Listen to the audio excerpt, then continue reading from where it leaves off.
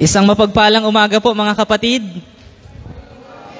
Bago po ako mag-start, I have here one question. Sino po sa inyong mahilig sa ulan? Yung parang tuwang-tuwa po kayong napapakinggan yung patak ng ulan sa inyong bubong. Parang therapeutic po siyang pakinggan, ano? At nakakatuwa po ang ulan kapag nasa loob ka ng bahay, tapos meron ka pang kape at pandesal, ano po? Anong gana noon? Pero kapag bumuhos po ng napakalakas ang ulan, bumaha, hindi na po masarap, ano? Kagaya po ng bagyo. Pero isipin po natin ito. Noong panahon po ni Noe, which is our topic for this morning, hindi lang po baha ang dumating, kundi napakalaking pagbaha na wala kahit sino man ang nakaligtas, maliban sa mga nasa loob ng arko. Usually po kapag nagpapakilala tayo, di ba, ang sinasabi natin yung pangalan natin, mga katangian natin. Pero during the time of Noah, ang Diyos po ay nagpakilala sa pamamagitan ng isang napakalaking baha na kumitil sa lahat ng buhay, maliban sa mga buhay na nasa loob ng arko. Kaya ngayong umaga po, sisilipin natin kung paano ipinakilala ng Diyos ang kanyang sarili sa panahon ni Noe at kung anong mensahe ang gustong iparating sa atin ng mga katotohanan ito sa ating panahon ngayon. Sa umaga pong ito, magsisimula tayo sa ating bagong series. Tapos na po yung dalawa nating series break.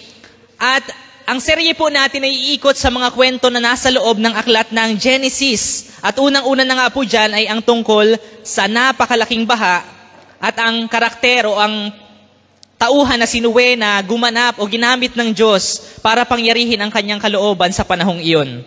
Pagbubulayan po natin ang tungkol sa kwento ng unang baha, kaya iniimbitahan ko po kayo na makibukas sa Genesis 6. Medyo mahaba-haba po yung ating tekstong babasahin ngayon.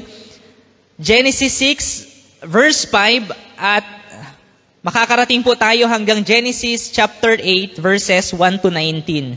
Let's start po, Genesis 6, verse 5. Nakita ni Yahweh na laganap na ang kasamaan ng tao sa daigdig at puro kasamaan na lamang ang palaging nasa isip nito. Kaya't labis na ikinalungkot ni Yahweh na nilikha pa niya ang tao. Sinabi niya, lilipulin ko ang lahat ng taong aking nilalang. Lilipulin ko rin ang lahat ng hayop at mga ibon. Ikinalulungkot kong nilalang ko pa ang mga ito. Ngunit si Noe ay naging kalugod-lugod kay Yahweh.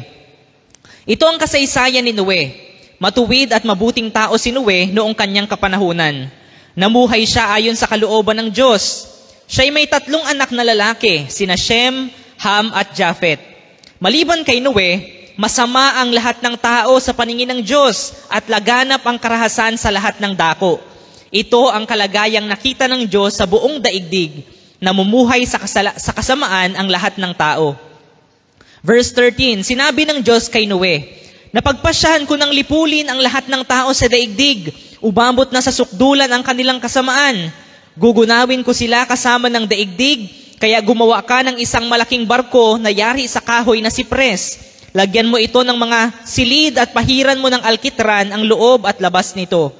Ang barkong gagawin mo ay 135 metro ang haba, 22 metro ang luwang, at 13.5 metro ang taas.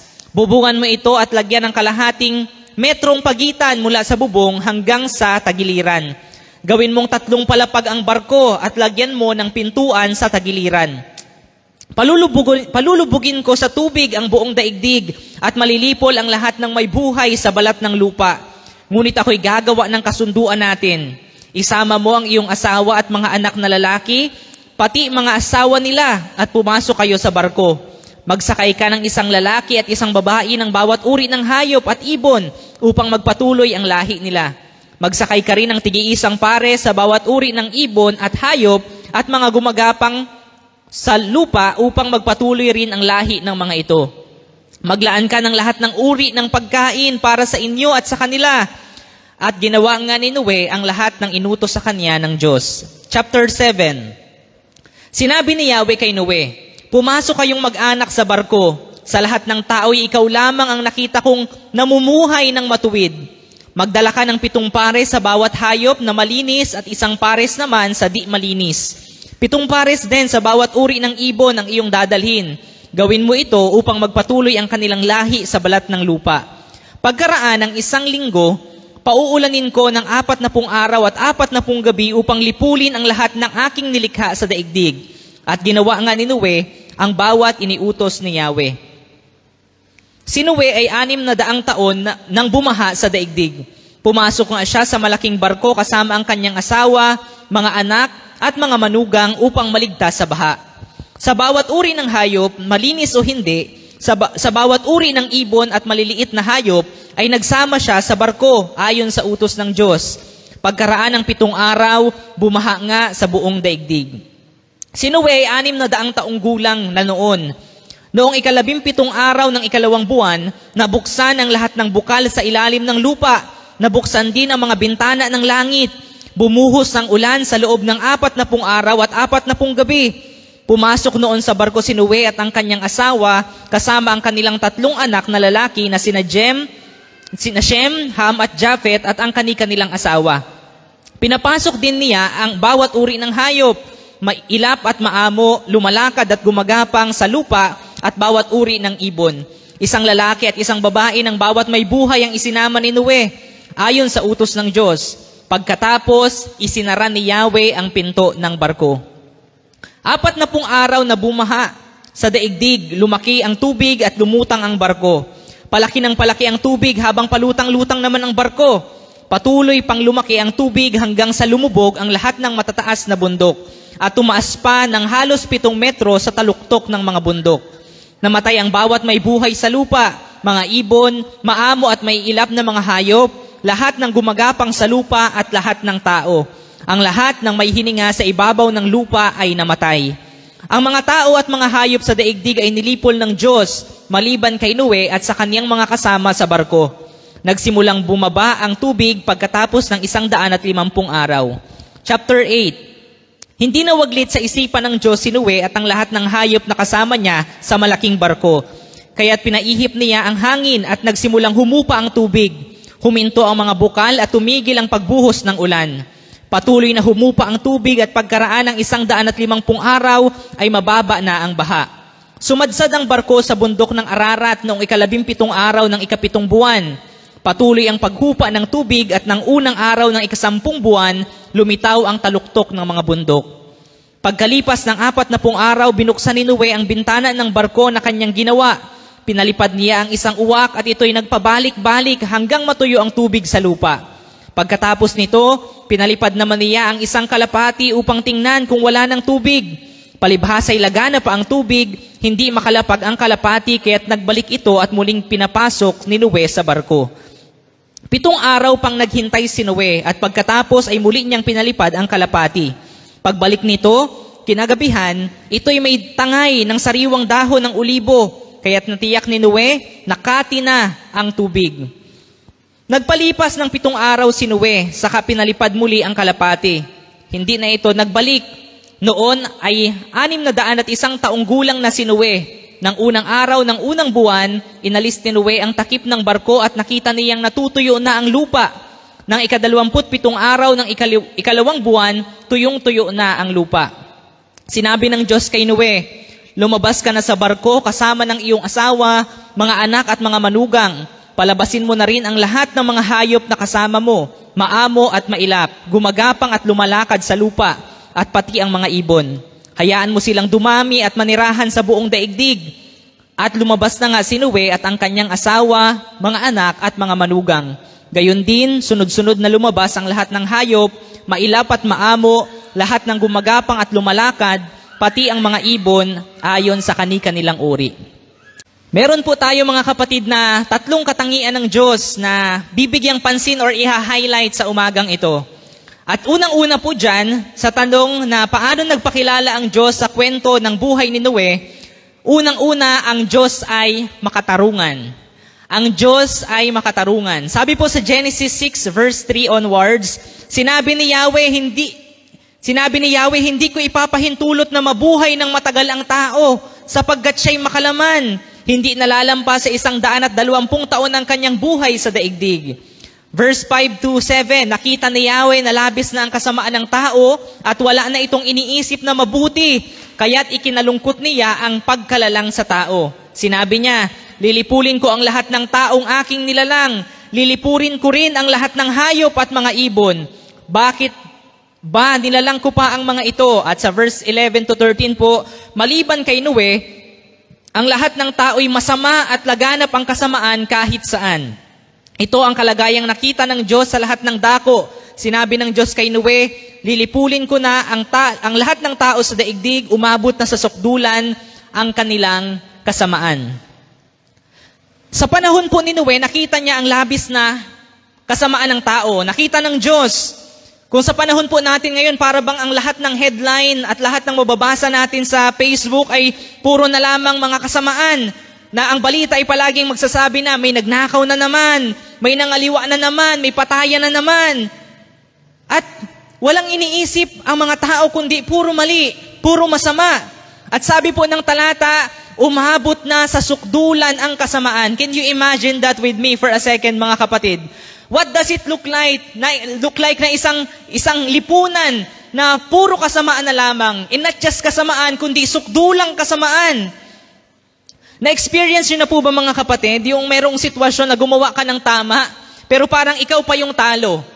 Halimbawa, nag-aral ka namang mabuti, hindi ka nangungopya, pero yung kaklase mo pang madaya ang nakakuha ng mataas na grades. O kaya, ikaw yung masipag magtrabaho, pero yung katrabaho mong pahuway-huway lamang, siya pa yung na-promote at nabigyan ng incentives.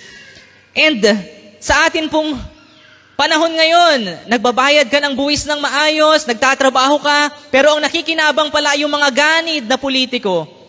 At dahil sa mga bagay na ito, nagkakaroon po tayo ng pagnanasa na lumaban o gumawa ng tama dahil sumisigaw ang ating mga puso ng katarungan. At ganun po ang ating Diyos. Dahil siya ay Diyos na makatarungan, hindi siya papayag na manatili ang kasamaan. Ang Diyos ay makatarungan. Pwede po bang sabihin natin yun? Ang Diyos ay makatarungan. Kaya, gagawa siya ng paraan para matigil ang kasamaang nangyayari at nagiging laganap sa daigdig. Sa gitna po ng henerasyon na puno ng kasamaan, ang nakakatuwa, mayroong isang tao na naiiba. At yun ay si Noe. Habang ang lahat ay namumuhay sa kasamaan, narito ang isang Noe na namumuhay ng matuwid at kalugod-lugod sa Diyos. Kaya't siya at ang kanyang pamilya ay iniligtas. Ano po ang ipinapakita nito tungkol sa pagiging makatarungan ng Diyos? Hindi po ba ipinapakita na sa mga masama na namumuhay sa kasamaan, ang Diyos ay nagpaparusa? Pero pagdating naman sa mga matuwid, ang Diyos ay nagliligtas. Ganun po ang katarungan ng ating Diyos. Tiyak ang kaparusahan sa masamang ayaw magsisi, ngunit tiyak din ang kaligtasan sa mga matuwid at tapat sa Kanya.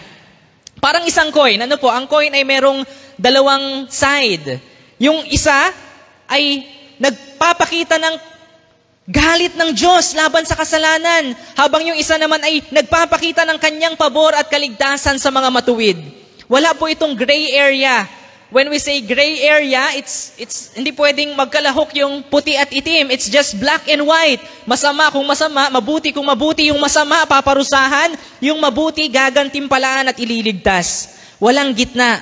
Ang masama ay mapapahamak, ang matuwid ay maliligtas. Ganun po ang katuwiran ng Diyos. Ganun ang hatol ng Diyos. Ang katanungan or ang katarungan po ng Diyos ay hindi pwedeng baliwalain. Kung ang tao ay patuloy na nagkakasala at ayaw magsisi, hinihingi ng katuwiran ng Diyos na sila ay parusahan. Ngunit kung ang tao po ay namumuhay ng matuwid at tapat, hinihingi rin naman ang katuwiran ng Diyos na sila ay iligtas. Kaya ang masama na ayaw magsisi, dapat silang matakot. Pero ang mga matuwid, dapat maging panatag dahil tiyak na hindi sila pababayaan ng Diyos. Let me repeat that sentence. Ang mga taong namumuhay sa kasalanan ay dapat matakot. Subalit ang mga taong namumuhay sa katuwiran ay dapat mapanatag sapagkat tiyak silang ililigtas at hindi pababayaan ng Diyos. Alin doon ang mensaheng para po sa atin? Bakit? Bakit ganon? Simple lamang po, dahil ang Diyos nga ay makatarungan. Ang sabi po sa Habakkuk 1 verse 13, Habakkuk 1 verse 13, ang mga mata ng Diyos ay napakabanal upang masdan ang kasamaan. Ang mga mata ng Diyos ay napakabanal upang masdan ang kasamaan. Ibig pong sabihin, hindi niya kayang tiisin o i-ignore ang mali. Parang isa pong taong imagine this with me, may isang tao na sobrang puti at sobrang linis ng kanyang kasuotan. At kapag yun ay namantsahan, nalagyan ng ink o kung ano man, ketchup, hindi po ba yun ay pansing-pansin at dahil yung taong yun ay sobrang linis, gagawa siya ng paraan para maalis yung mantsa, lalaban at aalisin niya yun agad-agad. At ganun din po ang Diyos. Dahil siya ay ganap na banal, kinasusuklaman niya ang kasalanan na dumidikit sa buhay ng tao. Kaya kung kinamumuhian po ng Diyos ang kasalanan at kinalulugdan ang matuwid, hindi po ba't dapat ganun din tayo bilang mga anak ng Diyos? Bilang mga tagasunod ng Diyos, kamumuhian natin ang pangangalunya, kamumuhian natin ang pagsisinungaling, kamumuhian natin ang pandaraya at pagnanakaw, kamumuhian natin ang immoral na pamumuhay, ang rebelyon sa mga pinuno at ang katigasan ng ulo, at kamumuhian natin ang anumang uri ng kasamaan sa isip, sa salita, at sa gawa. Dahil ang Diyos na ating sinasamba ay banal, malinis, makatuwiran, dapat po ay makita din sa atin yon bilang mga mananampalataya. Practical truth, mga kapatid. Ito, napaka-practical pong katotohanan. Kapag kinamumuhian mo ang isang bagay, iiwasan mo ito. Tama po?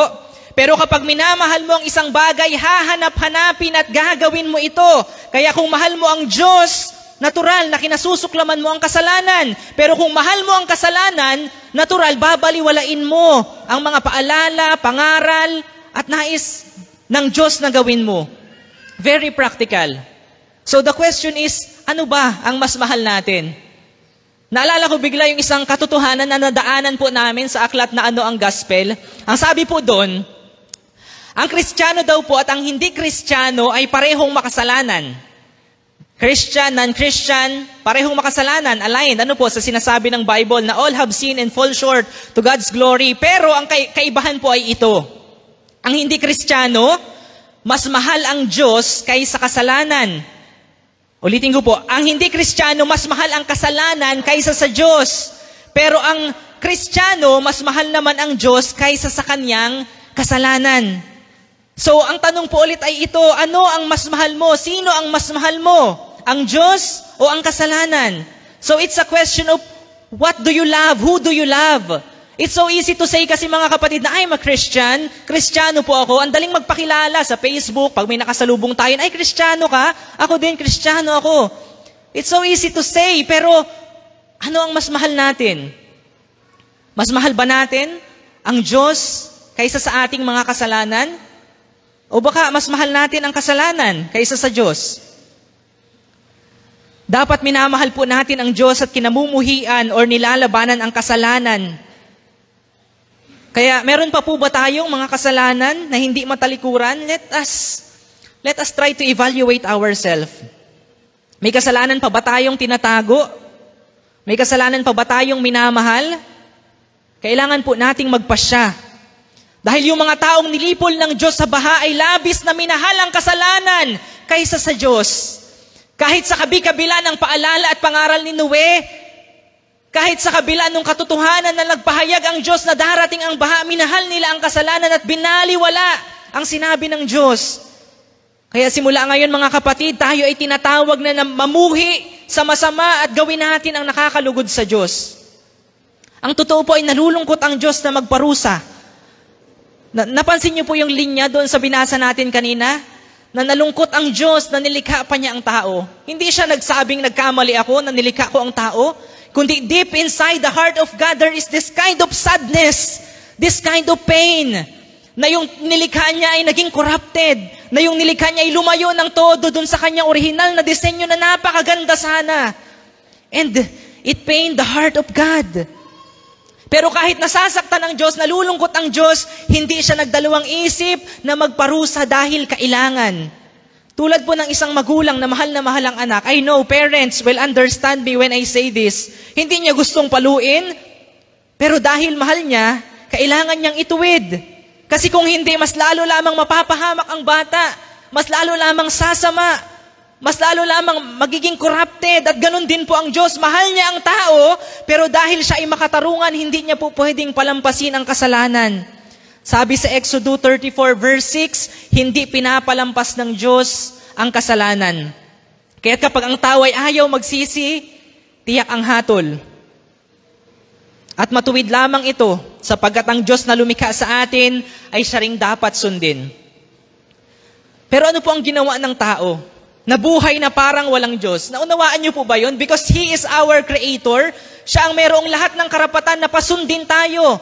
Siya ang merong lahat ng otoridad na mag-set kung ano ang dapat at hindi dapat gawin. Pero ang mga tao, ano ang ginawa? Nabuhay na parang walang Diyos. Nabuhay na parang wala silang manlilikha na pinagkakautangan nila. Masakit po isipin. Pero baka may ilan po sa atin na ganun pa rin ang pamumuhay. Na parang walang Diyos. Na parang hindi siya nakatingin. Na parang hindi siya hahatol. Kaya ngayon kung tatanungin ka, kapag dumating ang hatol ng Diyos, saan ka tatayo? Kasama ng mga nagmamatigas o kasama ng mga nagsisisi at nagbabalik loob sa Kanya? Naunawaan po kaya ng mga tao sa panahon ni Noe na ang Diyos ay makatarungan? Siguro po hindi nila yun naunawaan, ano? Kahit na nangaral si Noe na gagawin yung pagunaw, binaliwala nila. Kaya sila ay patuloy na nagpakasama, patuloy na namuhay na walang Diyos na kinikilala. And it sounds familiar dahil most of the people in this generation, they believe na God is love. Ang Diyos ay pag-ibig, puno ng pagmamahal. And that is true. Pero something is missing. Ano yun? Yung katotohanan na ang Diyos ay makatarungan. Ang Diyos ay banal at ang Diyos ay nagpaparusa. Kaya yung mga tao, pag sinabi mong, pangit yan, masama yan, yan ay magdadala sa iyo na sa impyerno, magagalit sila at sasabihin, you are too judgmental, you are hypocrite, dahil ang Diyos ay puno ng pagmamahal. Hindi pahayaan ng Diyos na mapunta ako sa impyerno.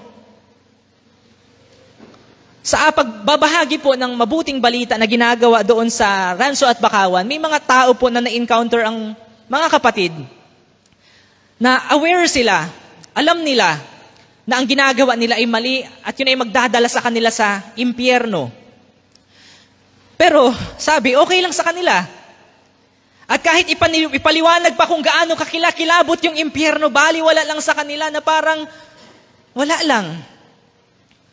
Mga kapatid, paano hindi papataw ng Diyos ang kanyang parusa kung binabaliwala mismo ng mga tao ang kanyang babala? Ang baha po sa panahon ni Noe ay hindi lamang kasaysayan. Ito ay babala. Isang malaking megaphone na sumisigaw na ang Diyos ay seryoso sa kanyang katarungan. Kapag sinabi niyang may parusa, may parusa. Pero kapag sinabi niyang may kaligtasan sa mga susunod, tiyak din po yun. Sabi po sa Awit 89 verse 14, righteousness and justice are the foundation of your throne. Love and faithfulness go before you. Malinaw. Ang kaharian daw po ng Diyos ay nakatayo sa katuwiran at katarungan. Hindi pwedeng hindi parusahan ng Diyos ang masama. Pero sa matuwid, pag-ibig at katapatan ang mararanasan. Ang ganda po ng verse na ito. Ano po? Very true. Walang pambobola. Righteousness and justice are the foundation of your throne. Love and faithfulness go before you. Sipin po ninyo ito, sa isang kaharian, kapag ang hari ay mabait, pero walang katarungan, ano po ang mangyayari? Magulo ang lahat. Walang takot ang mga magnanakaw. Malaya ang mga mamamatay tao at walang hustisya para sa mga api. Pero kapag ang hari ay makatarungan, nagkakaroon ng kapayapaan. Ang masama ay napaparusahan at ang tapat ay nabibigyan ng gantimpala. Kaya mga kapatid, ang Diyos ay hari ng lahat. At siya ay haring makatarungan.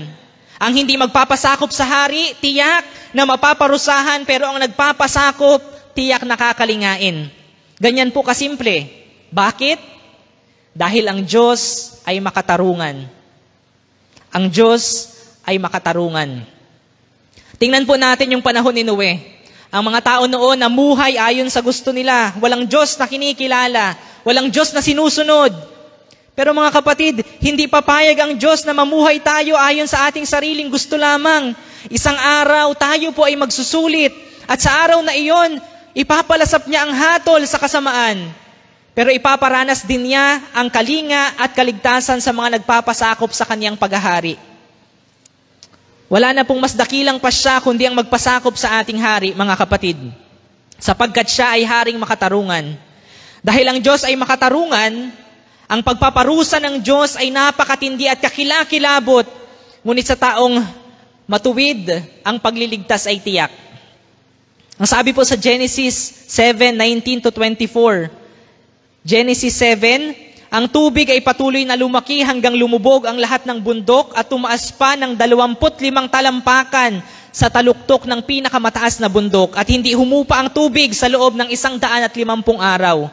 Kaya't ang lahat ng tao ay namatay, maging ang mga hayop. Habang nangyayari yun, merong mga nasa loob ng arko na safe at palutang-lutang lang. At yun po ang mukha ng katuwiran ng Diyos.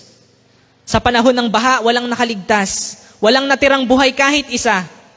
Isipin po ninyo, imagine this with me, habang nangyayari yung baha, di po ba parang katakot-takot masdan kung paano ang mga tao ay tinatangay ng malakas na tubig, lumulubog, nag-aagawan ng hangin, sumisigaw ng tulong pero wala na. Wala silang magawa. At ganun din po ang mangyayari sa araw ng paghuhukom. Kakilakilabot.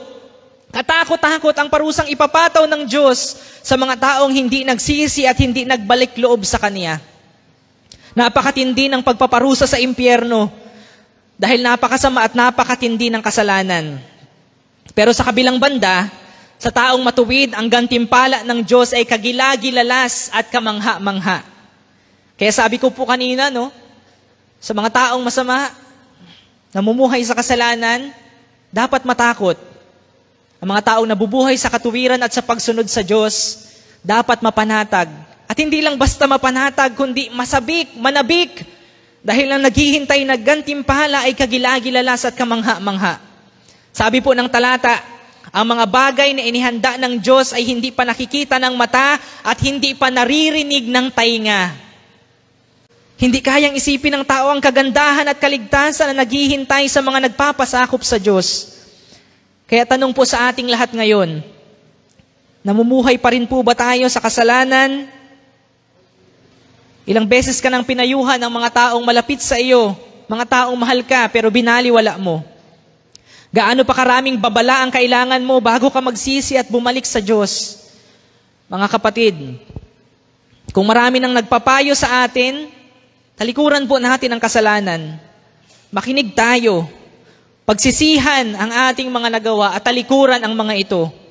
Magpasakop sa Diyos habang may pagkakataon pa. Habang may pagkakataon pa. At tayo naman pong mga nakakakilala sa Panginoon, may bahagi rin tayo na mababalaan ang mga mahal natin sa buhay at ang mga tao sa paligid natin. Ipaunawa po natin na ang Diyos ay makatarungan at tiyak ang kanyang pagpaparusa. Sa mundong punong-puno ng mga aral na God is love, ang Diyos ay pagmamahal, which again is true, kailangan po ng mga Kristiyanong magtuturo na ang Diyos ay makatarungan, ang Diyos ay banal, at ang Diyos ay nagpaparusa. Kailangan natin yung ipaunawa sa kanila. Magpakasipag po tayong humayo, magbahagi ng katotohanan at magpahayag ng kaligtasan. At sa gitna ng lahat ng babalang ito, huwag nating kalilimutan, kahit kakilakilabot, at nakakatakot ang parusang naghihintay, ang sino namang tatalima at susunod sa Kanya ay walang dapat ipangamba. Dahil tutuparin ng Diyos ang Kanyang ipinangako, lulubusin niya ang pagliligtas sa mga nananalig at nagsisisi sa kanilang kasalanan. Kaya magpatuloy po tayong mamuhay na nagpapasakop sa Kanyang paghahari at lumakad tayo ayon sa Kanyang kalooban dahil ang Diyos ay makatuwiran. Yan po ang ating unang punto. Pangalawa, ang Diyos ay matyaga. Paano ipinakilala ng Diyos ang Kanyang sarili? Sa pamamagitan ng baha. Pangalawa, ang Diyos ay matyaga. Sa ikalawang Pedro 2 verse 5, ikalawang Pedro 2 verse 5, dahil sa kasalanan ng tao noong unang panahon, ginunaw ng Diyos ang daigdig sa pamamagitan ng baha.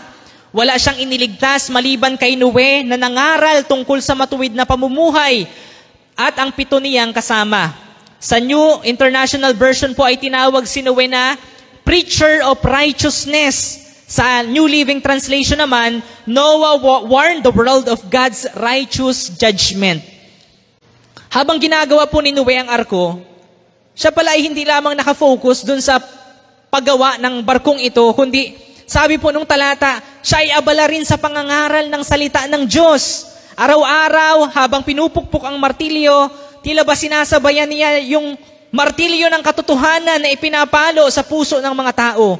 Magsisi na kayo. May paparating na baha. Bumalik na kayo sa Diyos. Pero ano po ang naging tugon ng mga tao? Walang naniwala. Imbes na makinig, pinagtawanan pa nila si Noe. Iniisip siguro nila na, ano bang sinasabi ng matandang ito? Baha? Ay wala namang ulan. At ito pang nakakakilabot. Hindi agad pinarusahan ng Diyos ang mga tao. Hindi agad. Ang Diyos ay naghintay. Matyaga po siyang nagbigay ng pagkakataon. Kung gaano itinayo ni Noe, kung gaano katagal itinayo ni Noe ang arko, ganoon din katagal ang palugit ng Diyos para sila ay magsisi. Isipin po ninyo, kung 100 taon itinayo ang arko, ibig sabihin, 100 taon din naghintay ang Diyos. 100 taon din siyang nagbigay ng pagkakataon. 100 taon siyang nagmakaawa. 100 taon siyang nagpadala ng babala. Pero ano po ang ginawa ng mga tao? Binaliwala nila. Ganun po ang puso ng Diyos, mga kapatid. Matyaga, mapagpasensya, handang maghintay. Pero, tandaan po natin na ang kanyang paghihintay ay mayroong hangganan. Dumating ang araw na sumara ang pinto ng arko at wala nang makapasok. Dumating ang ulan, bumaha, at huli na ang lahat. Ang pagkakataon po na ibinibigay ng Diyos ay may hangganan. Ang Diyos ay matyaga, ngunit ang pagkakataon na kanyang ibinibigay ay mayroong hangganan. Hanggat may pagkakataon ka pa, magbalik loob ka sa Diyos. Pagsisihan, talikuran at kamuhian ang mga kasalanan. Ngayon ang tamang panahon para tumugon sa pagkakataong ibinibigay ng Diyos sa atin. At sa mga mahal po natin sa buhay o mga tao sa ating paligid na hindi pa sumasampalataya kay Jesus, samantalahin po natin ang pagkakataon na mangaral ng mabuting balita. Kung si Noe po ay tinatawag na preacher of righteousness, tayo din ay tinatawag ng Diyos na mangaral ng mabuting balita upang magbigay ng babala sa mga taong napapahamak. Ay, busy po kasi ako. Dami kasing nagawa, brother. We are busy sa aming business, sa pag-aaral, sa trabaho. Question, si Noe po ba during that time ay hindi busy? Imagine, binigyan ka ng isang responsibilidad na gumawa ng isang napakalaking barko. Sino ang hindi busy? Busy si Noe sa paggawa ng arko, ngunit may panahon na mangaral. Gaano kahirap at kapagod ang gumawa ng arko. Pero may panahon na mangaral. May panahon na magbigay babala. Kahit na magpakadami-dami pa yata ang ating mga ginagawa, kailangan po nating maglaan ng panahon para mangaral. Samantalahin din natin ang pagkakataong ibinibigay ng Diyos sa mga napapahamak hanggat hindi pa dumarating ang Panginoong Jesus. Matyaga din ang aral si Noe, pero kahit isa ay walang nagbalik loob. Lahat ay napahamak. Ang mahalaga, matyaga po tayong mangaral, may tumugon man o wala. Kailangan po nating magpatuloy dahil yon ang utos sa atin. Yon ang atas sa atin. Kung nagsisi po kaya yung mga tao sa panahon ni Noe, maaari kayang ituloy ng Diyos? Maaari kayang hindi ituloy ng Diyos ang kanyang pagpaparusa? Tingin niyo po. Kasi sabi po sa Jonas 3, kung nabasa na po ninyo yung kwento, gugunawin na rin sana yung Ninive. Pero dahil sukdulan na yung kasamaan ng mga tao, ang Diyos din ay nagpasya na gugunawin na ang Ninive. Subalit nang mangaral si Jonas, ano ang ginawa ng mga tao doon? Naniwala sila.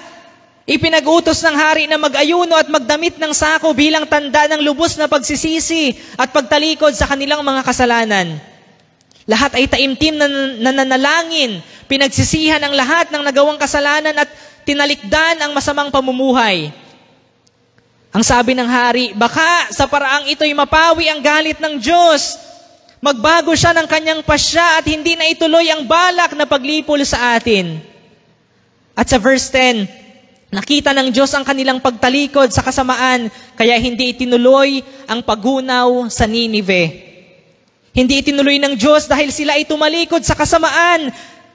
Kaya habang binibigyan po tayo ng pagkakataon, dapat sinasamantala natin at huwag babaliwalain ang pagkakataong ibinibigay niya. Dahil sa matyaga ang Diyos, siya ay nagbibigay po ng pagkakataon sa lahat na makapagsisi at magbalik loob upang hindi mapahamak. Sabi sa 2 Pedro 3 verse 9. 2 Pedro 3 verse 9.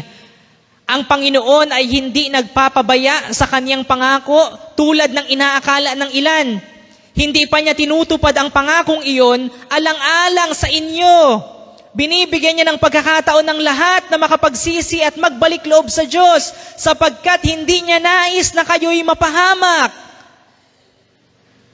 Kung sa panahon po ni Noe, ginunaw ng Diyos ang mundo sa pamamagitan ng baha, sa panahon naman natin, darating ang araw ng paghuhukom kung saan gugunawin ng Diyos ang kasalukuyang langit at lupa sa pamamagitan naman ng apoy. Matindi po yun, mga kapatid. Hindi baha, kundi apoy. At alam natin na walang makakatakas sa apoy. Pero bakit hindi pa dumarating ang paghuhukom? Anong pinagkaiba natin sa panahon ni Noe? Ay marami na rin namang laganap na kasamaan, yung mga balitang naririnig natin, nakakalungkot, nakakapanlumo. Pero bakit hindi pa dumarating ang paghuhukom? Dahil sa matyagang pagtsatsaga at pagtitimpi ng Diyos, hindi niya agad pinapawalan ang kanyang galit. Ipinagpapaliban niya ang hatol. Umaasang baka sakaling magsisi, magbalik loob at maligtas ang mga tao. Sabi po sa Genesis 6 verse 3, nakita ng Diyos na pasama ng pasama ang tao dahil sa makalaman, dahil sila ay makalaman. Pero tingnan po ninyo, kahit ganun ang sitwasyon, naghintay pa rin ang Diyos hanggang dumating ang Genesis 6:13, kung saan sinabing, sukdulan na ang kasamaan. Kung tutuusin, pwedeng agad-agad namang lipulin ng Diyos ang mga tao, dahil siya ay Diyos na nakakaalam na ng lahat ng bagay, mangyayari pa lang alam niya na papunta sa sukdulang kasamaan ang mga taong namumuhay noon. Pero sa halip, ano ang ginawa ng Diyos? Hindi niya agad ipinhataw ang kanyang parusa. Nag-extend pa siya, nagpakita pa siya ng pasensya. Habang ginagawa ni Noe ang arko, nagtitimpi ang Diyos. Mga kapatid, ang katarungan, kung katarungan lamang po ng Diyos ang pinairal, wala ni isa ang makakaligtas. Matagal na tayong ginunaw. Pero dahil siya ay mapagpasensya, may pagkakataon pang binibigay. Subalit, again, ito po ang babala. Huwag nating sasagarin ang pagtitimpi ng Diyos. Parang lubid, mahaba, pero may hangganan din. Kapag naputol, wala nang babala, wala nang dagdag na oras. Katulad sa panahon ni Noe nang maisara na ang pinto ng arko, tapos na. Huli na ang lahat. Kahit pa yata magsisigaw yung mga nasa labas ng Noe. Papasukin naman kami. Huli na ang lahat. Gusto ba ng Diyos na sila ay mapahamak? Hindi. Hindi po. Dahil sabi sa Ezekiel 18:23, Ezekiel 18:23, hindi ko ikinasisiya ang kamatayan ng masama, sabi ni Yahweh. Ang ibig ko nga siya'y magsisi at magbagong buhay. That's the heart of God. Mga kapatid, ang puso ng Diyos ay hindi nakatuon sa kaparusahan, kundi sa pagliligtas. Ayaw niya na may mapahamak. Ang gusto niya, magsisi at magbalik loob ang tao sa Kanya. Pero bakit may kaparusahan pa din? Simple lang, yung unang punto natin, dahil ang Diyos ay makatarungan. Kahit nalulungkot siya, kahit nahahabag siya, kailangan niyang ipataw ang parusa. Naririnig ko sa mga magulang, kailangan paluin ang nagkasalang anak, pero kapag pinapalo, ang puso daw nila inahahabag, naaawa, kung pwede lang nahuwag saktan, pero kailangan. Kung ang magulang ay naluluha sa pagpalo, gaano pa po kaya ang Diyos? Mas lalong nahahabag ang Diyos, mas lalo siyang nalulungkot na parusahan ng tao. Kaya nga hanggat kaya niya, siya ay nagtitimpi, naghihintay, nagbibigay ng pagkakataon, nagpapadala ng babala, umaasang magsisisi ang lahat at magbabalik loob. Ngunit ito po ang realidad. May mga taong hanggang sa kamatayan ay tatanggi pa rin. May mga taong hanggang sa libingan ay aayaw pa din. Hanggang dulo, pipiliin nilang huwag magsisi. At sa bandang huli, hindi na may iwasan ng hatol. Ang mahalaga ay matyaga niyang hinintay at binigyan sila ng pagkakataon. At tayo din naman po, magkaroon tayo ng kahabagan sa mga napapahamak. Hindi dapat natin ikatuwa na sila ay mapapahamak, sa halip, maging matyaga at magpakasipag tayo sa pangangaral. Remind ourselves na may paparating na paghuhukom. Siguro tayo, comfortable na tayo, komportable na tayo sa ating kinalalagyan, secured na yung ating salvation. Pero isipin po natin, para tayong isang taong nasa loob ng isang malaking palasyo o mansyon, konkretong bahay, subalit bumabagyo sa labas at may mga taong naghahanap ng masisilungan. Ano po ang gagawin natin? Sabi po ng talata, binibigyan niya ng pagkakataon ang lahat. Lahat. Mga kapatid, napakalaki ng inaasahan ng Diyos sa atin. Kung ang lahat ay binibigyan ng pagkakataon, ibig sabihin lahat din ay kailangang makarinig ng mabuting balita. Kaya tanong, sino ang gagamitin ng Diyos para makarinig sila? Si pastor lang ba? Yung mga nag-mission lang ba? Yung ilang manggagawa o ilang kapatiran lang ba? Lahat po tayo. Tingnan po ninyo si Noe. Mag-isa lang siya noon. Walang sumusuporta, walang kapartner, at imbis na makiisa sa kanya, tinatawanan pa siya. Pero hindi siya tumigil. Ginawa niya ang misyon ng Diyos. At kung si Noe nga ay mag-isa ay nagawa niya, tayo pa kaya, napakarami natin. Tingnan po natin yung mga katabi natin. Marami po tayo. Kaya mga kapatid, kailangan natin magtulungan. Alang-alang sa mga napapahamak, sama-sama po tayong magbahagi ng mabuting balita. Pwede kang makibahagi sa misyon. Pwede kang tumulong sa simbahan. Pwede kang sumama sa gawain. At kung hindi ka man makalayo, doon mismo sa kung nasaan ka, pwede kang magbahagi. Sa trabaho mo, pwede kang magbahagi. Sa paaralan mo, pwede kang magsimula. Sa bahay mo, pwede kang magkwento tungkol kay Kristo, nasaan ka man. Hindi po lahat ay tinatawag na pumunta sa malalayong lugar, pero lahat tayo ay tinatawag na maging asin at ilaw ng sanlibutan. Hindi po tayo lahat ay makakapunta sa malalayong lugar para magmisyon, pero malinaw ang utos na bawat isa sa atin ay tinatawag para maging ilaw at asin ng sanlibutan. Higit sa lahat, tulad po ng Diyos, tayo rin ay dapat maging matyaga. Baka hindi agad makinig ang kausap mo. Baka pagtawanan ka, pero huwag kang susuko. Dahil kung ang Diyos ay nagtitimpi, tayo rin ay dapat magtiyaga sa pangangaral. Mga kapatid, tandaan natin, ang bawat araw ay regalo ng Diyos para sa isang makasalanan na makabalik sa Kanya. Bawat araw ay regalo ng Diyos. At paano makakarating yung regalo ng mabuting balita sa taong yun? Sa pamamagitan mo, nagagamitin ng Diyos para ipahayag sa Kanya ang mabuting balita ng pag-asa at pagliligtas na pwede niyang matamo kung siya isasampalataya. May papel po tayo. At pangatlo, ang Diyos ay tapat. Ang Diyos ay tapat. Sabi po sa Genesis 6:17-18, palulubugin ko sa tubig ang buong daigdig at malilipol ang lahat ng may buhay sa balat ng lupa. Ngunit ako ay gagawa ng kasunduan natin. Isama mo ang iyong asawa at mga anak na lalaki, pati mga asawa nila, at pumasok kayo sa barko. Napansin din po ba ninyo, bago pa dumating ang hatol, may kasunduan na. Bago dumating ang baha, may pangako na. Ipinaalam ng Diyos kay Noe kung ano ang mangyayari at nangako siya na ililigtas si Noe at ang kanyang pamilya sa arko. At tinupad ng Diyos ang kanyang pangako. Walang mintis, walang kulang, walang delay. Ganito po katapat ang Diyos. Kung ano ang sinabi niya, ginagawa niya. Kung ano ang ipinangako niya, tinutupad niya. Kaya siya ay laging maaasahan at mapagkakatiwalaan. Alam po natin, mahirap magtiwala sa tao.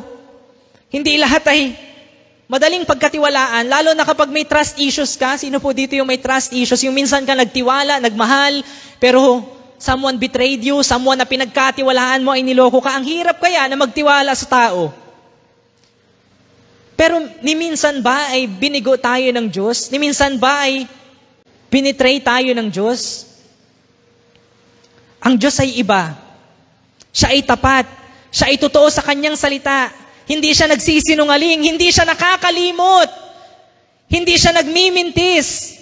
Kaya ang tanong po sa ating lahat, kung ang Diyos ay tapat, bakit hindi natin mapagtiwalaan ng Diyos? Bakit may mga taong nahihirapan magtiwala sa Diyos? Bakit may mga pagkakataon na nagdududa pa rin tayo?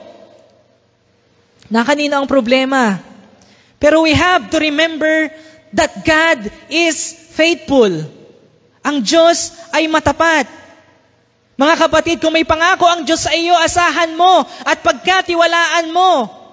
Huwag kang magdududa, huwag kang panghihinaan ng loob, huwag kang mawawalan ng pag-asa. Kung meron mang pangako ang Diyos sa buhay mo na sa tingin mo'y parang ang tagal dumating, tandaan mo ito. Ang Diyos ay tapat. Pwede po ba nating sabihin, ang Diyos ay tapat?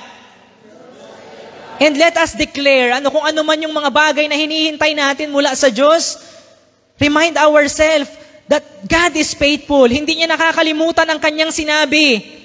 Kung sinabi niyang gagawin niya sa kanyang panahon, sa kanyang paraan, sa tamang oras. Mas lalo kang manabik, mas lalo kang kumapit, mas lalo kang magtiwala dahil ang Diyos na tumupad sa kanyang pangako kay Noe ay siya ring Diyos na tutupad ng kanyang pangako sa iyo. Amen? Ipinamalas ng Diyos ang kanyang katapatan habang ginugunaw ang daigdig.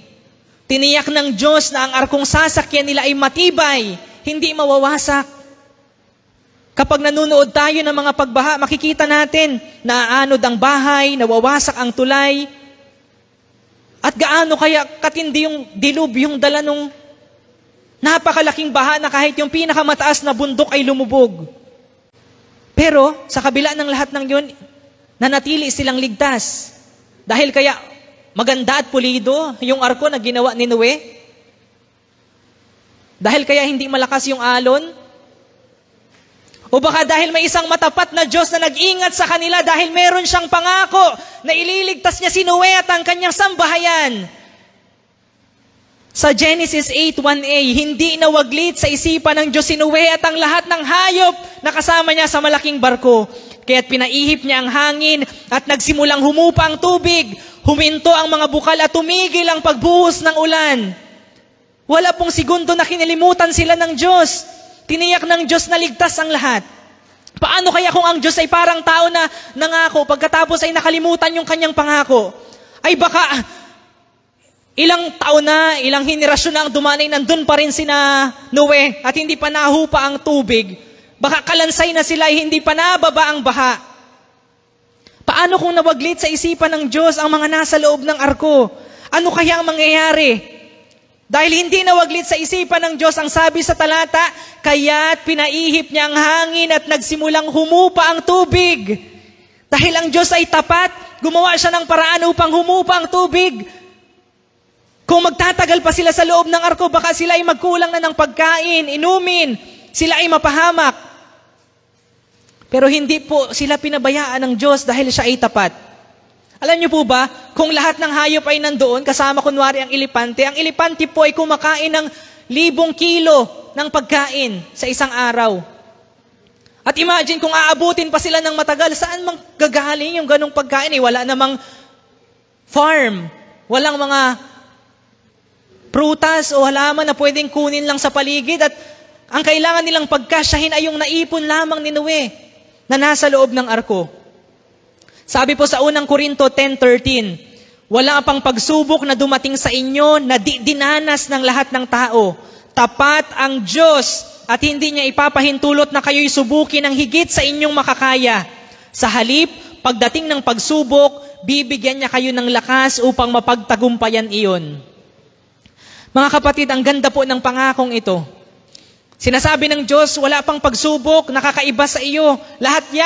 Lahat ng tao ay dumaraan dyan, nadaanan na yan. Ang kaibahan lang, yung iba, bumibigay, Pero yung nagtitiwala sa Diyos, nagtatagumpay. That's the big difference. Lahat ng tao ay dumaraan sa pagsubok. Ano ang kaibahan ng mga Kristiyano? Yung mga Kristiyano hindi bumibigay. Yung mga Kristiyano nagtitiwala at nagtatagumpay. Pero yung mga walang Diyos na kinikilala, nalulunod sa problema na parang wala ng pag-asang natatanaw. Pansinin po ninyo ang susi. Tapat ang Diyos. That's the key. Hindi niya ipapahintulot na mapunta tayo sa mga sitwasyon na wala tayong laban. Hindi siya cruel na natutuwang, sige, bigyan ko ito ng matinding pagsubok at panuurin ko kung paano siyang mahirapan. Hindi po ganun. Kundi sabi ng talata, hindi niya ipapahintulot na mapunta ka sa sitwasyon na wala kang laban. Alam niya ang limitasyon mo. Parang isang guro, marami tayong teachers po dito. Di po ba kayo, hindi naman kayo nagbibigay ng exam doon sa mga estudyante nyo na alam nyo hindi nyo tinuro? O grade 2 yung inaturuan nyo, tapos abigyan nyo ng calculus at mga pang-college na lessons bilang exam? Ganyan din po ang Diyos, hindi niya ipapahintulot ang exam sa buhay mo na hindi mo kayang sagutin. At kapag dumating na yung pinakamahirap, siya mismo ang sasagot para sa iyo. Ngayon, gusto ko pong tanungin, sino po sa inyo ang may mga pagsubok na dinaranas ngayon? Sino ang pakiramdam ay hindi ko na kaya, Lord? Alalahanin natin, ang pinapahintulot ng Diyos ay yung makakaya natin. At yung lampas sa kakayanan natin, siya na po ang gumagawa noon. Siya na ang bahala doon. Kung iniisip mong wala ka ng lakas, may pangako ang Diyos, bibigyan ka niya ng lakas upang magtagumpay. Kaya kung ikaw ay halos bumigay na, humawa ka sa katotohanan ito. Ang Diyos ay tapat, hindi ka niya pababayaan, hindi ka niya iiwanan, hindi ka niya bibitawan. Mga kapatid, isipin po natin ito. Noong bumha, si Noe po ay 600 years old. At nang sila ay makalabas ng daong, siya ay 601 years old na. Ibig sabihin, halos 1 taon silang nakasakay sa loob ng daong. 1 taon na, kung sa ating panahon ngayon, 1 taon na walang palengke, walang bukid na pwedeng anihan, walang bukas o saradong tindahan. 1 taon na sila lang. Tingnan mo ulit yung katabi mo. Imagine for a moment na yung katabi mo, ang kasama mo, sa loob ng 1 taon na wala kayong ibang makita at ang naririnig nyo lang ay tunog ng iba't ibang mga hayop. 1 taon na sila lang, nakakulong, paulit-ulit lang ang araw at ang tanong ay ito, nagkulang ba sila? Hindi. Bakit? Dahil ang Diyos ay tapat. Araw-araw sapat ang pagkain. Araw-araw sapat ang inumin. Araw-araw sapat ang lakas na meron sila. Yes, inutusan sila ng Diyos na magdala ng pagkain. Pero sino ang nagpanatiling sapat ang kanilang baon? Ang Diyos. Ang Diyos. Kasi kung tao lang, tiyak na mauubos. Tiyak na magkukulang. Pero pag ang Diyos ang nag-sustain, sapat na at higit pa. Amen? Kaya kapatid, kung nag-aalala ka sa iyong ikakabuhay, tandaan mo ito. Kung kayang pakainin ng Diyos si Noe at ang kanyang pamilya sa loob ng 1 taon, sa loob ng daong, kayang-kaya rin ng Diyos i-sustain ang buhay mo ngayon. Hindi lang sa pangangailangan ka itatawid ng Diyos, kundi kahit sa sitwasyon na parang wala ng pagbabago, paulit-ulit na lang, nakaka-boring, nakaka-frustrate, doon mo rin makikita ang katapatan ng Diyos. Kaya wag tayong mangamba, wag tayong tatamarin, magpakasipag po tayo at magtiwala sa Diyos dahil siya ang ating sustainer, siya ang ating provider. Hindi lang kahapon, hindi lang bukas, kundi araw-araw. Pwede po bang palakpakan natin ang Panginoon? Praise God! Praise God. May mga sitwasyon po sa buhay natin na paulit-ulit na lang. Parang si Noe, nung nasa loob sila ng arko. Tayo din. May mga sitwasyon sa buhay natin na parang paulit-ulit na lang. May mga sitwasyon na parang wala ka nang magawa kundi magtiis. Nahihirapan ka ba sa pakikisama sa asawa mo? Nahihirapan ka ba sa pinagtatrabahuhan mo? Nahihirapan ka ba sa pagpapalaki ng mga anak mo? Nahihirapan ka ba sa pag-aaral? Nahihirapan ka ba sa pangunguna? Nahihirapan ka ba sa pagdidisipulo? Minsan gusto mo nang umalis pero wala ka nang magagawa. Parang bitag, parang kulungan, paulit-ulit, nakakapagod, nakakabigo. Pero ito po ang magandang balita. Ang Diyos ay tapat. Yun lang yung kailangan nating alalahanin at isiksik sa ating mga isip, ang Diyos ay tapat. Kayang-kaya kanyang itawid sa kahit anong sitwasyon. Kayang-kaya kanyang isustain kahit parang wala ng pag-asa. Kayang-kaya kanyang patatagin kahit hindi mo na alam ang gagawin. Tulad po ni Noe at ng kanyang pamilya, wala na silang magawa kundi umasa at magtiwala sa Diyos. At hindi sila pinabayaan. Tandaan po natin, anuman ang sitwasyon mo ngayon, kung mahirap, kung paulit-ulit, kung parang wala ng solusyon, umasa at magtiwala ka sa Diyos dahil siya ay tapat. Tapat kailanman. Dahil ang Diyos ay tapat, may kapangyarihan siyang magkontrol ng sitwasyon para tayo ay ingatan. Sa Genesis 8 verse 4, sumadsad ang daong sa bundok ng Ararat noong 17 araw ng 7 buwan. Ang daong ay palutang-lutang, ngunit sumadsad sa bundok ng Ararat. Ang Diyos ang may kontrol kung saan sasadsad ang daong para tiyakin na sila ay ligtas. Hindi po ibinigay ng Diyos ang kontrol kay Noe. Yung daong ay walang steer o manibela. Hindi sila palutang-lutang na walang pupuntahan. Maaari kayang nag-alala din si Noe sa loob ng daong kung saan sila patungo, kung saan sila mapapadpad, kung ano ang mangyayari sa kanilang buhay. Nag-aalala ka rin ba sa buhay mo ngayon kung pasaan patungo? Nag-aalala ka sa buhay mo dahil baka umiidad ka na wala pang nangyayari sa buhay mo. Baka may hinihintay ka na parang, Lord, darating pa ba? Patanda ka na ng patanda, tapos naghahanap ka ng direksyon, subalit bakit parang you are stuck? Parang nandun ka na lang sa loob ng isang arko na wala kang ibang matatakbuhan. Wala kang ibang makita. Wala kang ibang matanaw. Naniniwala po akong tinuruan ng Diyos si Noe at ang kanyang pamilya na magtiwala at umasa sa katapatan niya. At naniniwala rin ako na tinuturuan niya ang bawat isa sa atin na magtiwala sa katapatan ng Diyos. Ipagkatiwala po natin ang ating buhay sa Diyos dahil tiyak na may patutunguhan at magiging makabuluhan ang buhay natin. Kung sa sarili lang po natin tayo magtitiwala at aasa, baka lalo tayong mapapahamak. Baka lalong walang patutunguhan ang buhay natin. Mga kapatid, isipin po natin ang unang baha. Hindi po ito ordinaryong ulan. Nabuksan ang lahat ng bukal ng kailaliman, nabutas ang kalangitan at binuhos ang napakalakas na ulan, 40 araw at 40 gabi, walang tigil, walang pahinga. Nakakatakot isipin. Lahat ng tao ay tinatangay ng tubig, walang makapitan, walang ligtas. Ang sigaw ng mga tao ay naghalo sa lagaslas ng rumaragas ang tubig. Kamatayan ang tanaw kahit saan lumingon. Pero sa gitna ng nakakatakot at nakakakilabot na pangyayaring yun, may isang pamilya na ligtas. May isang pamilya na nasa loob ng daong. May isang pamilya na nararanasan ang katapatan ng Diyos. Hindi dahil sila ay magaling, hindi dahil sila ay malakas, kundi dahil tapat ang Diyos sa kanyang pangako. Mga kapatid, ang Diyos na naging tapat kay Noe at sa kanyang sambahayan, siya rin ang Diyos na tapat sa atin ngayon. Naabot po ba ng malalim nating pangunawa that the God who has been so faithful from the very beginning is the same God na may hawak ng buhay natin ngayon? And I don't know kung nasa ang season po tayo ng buhay, perhaps nasa loob ka din ng arko ngayon at naghihintay ng next step, anong susunod, Lord? Pero kapit lang. Kapit lang. Maghintay ka lang. Baka may sorpresa ang naghihintay, baka may paparating. Mula sa paggawa ng daong, sa loob ng daong na palutang-lutang, hanggang sa sila ay lumabas, hindi nagmintis ang Diyos. At sa ating panahon, habang tayo ay nabubuhay, mananatili siyang tapat. This world is full of uncertainties. Ang daming hindi sigurado, pero one thing is for sure.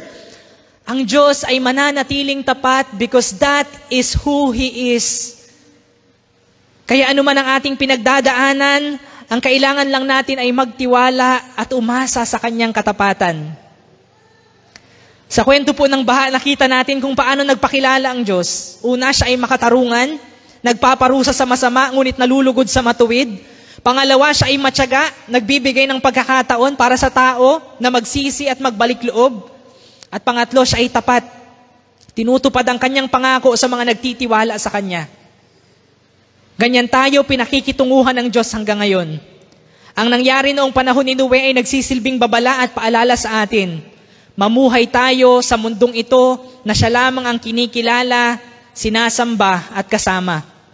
Sa mga magulang po, tungkulin natin na akayin ang ating mga anak na mamuhay kasama ang Diyos.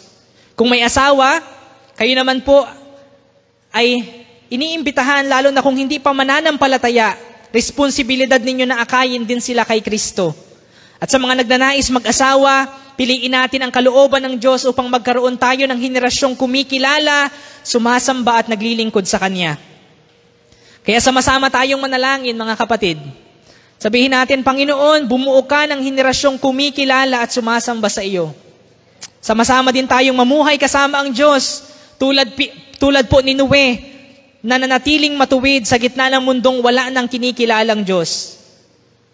Minsan po, parang buhay Kristiyano ay tulad ng nasa loob ng daong ni Noe. Paulit-ulit, nakakulong at boring. Pero tandaan natin, mas mabuting mabuhay sa loob ng daong kasama ng Diyos kaysa malaya sa labas pero tiyak ang kapahamakan. Mga kapatid, ang Diyos po ay makatarungan. Kaya dapat tayong matakot gumawa ng kasalanan. Ang Diyos ay matyaga, kaya wag nating sayangin ang panahong binibigay niya. At ang Diyos ay tapat, kaya manatili tayong nagtitiwala sa Kanya. Yan po ang tatlong hamon ng mensahe natin ngayong umaga. Naunawaan natin na dahil siya ay makatarungan, kailangan nating magsisi kung tayo namumuhay pa sa kasalanan at maging panatag kung tayo naman ay sumusunod at nagpapasakop sa Kanya. Dahil siya ay makatuwiran, kailangang lumapit tayo sa Kanya, hingin ang Kanyang biyaya, dahil may paghukom na paparating. Mamuhay tayo na sumusunod sa Kanyang halimbawa. Dahil siya ay matyaga, samantalahin natin yung pagiging matyaga ng Diyos para abutin din yung mga kamag-anak, kakilala, mga tao sa buhay natin na hindi pa nakakakilala sa Kanya. At dahil siya ay matapat, hinahamon tayo na magtiwala sa Kanya kahit di natin alam ang naghihintay na bukas.